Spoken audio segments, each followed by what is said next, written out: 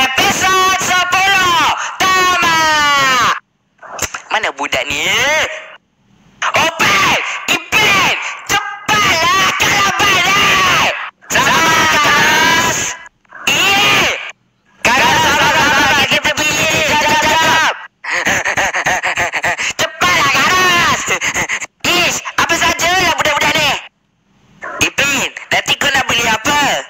Aku nak beli ayam.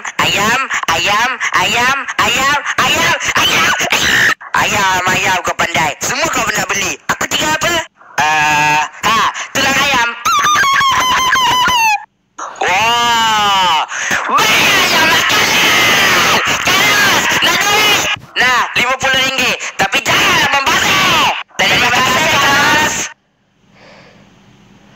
Woi, botak! Jangan main lari-lari! Yelah!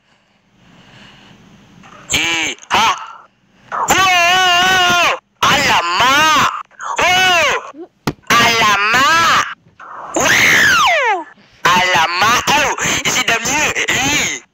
Dua sikit! Mari! Oh, Ipin! Nak beli ayam tak? Ini aku punya. Sedap. Aku dah makan dah. Nak cuba? Pal! Pasal lah. Ya ke? Kalau belilah ayam. Nak. 1, 2, 3, 4. Kau nak berapa, Upin? Woi, bapa banyak duit. Belilah daripada ayam aku. Nak duit. Barbecue ayam. Ayam golek. Ayam madu.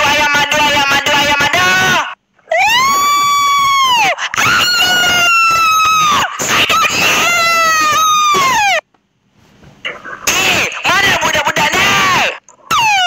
Ya Allah, banyaknya. Jom Karas, kita ada banyak ayam ni. Kita tak nak balik lambat kan? Betul lah banyak budak.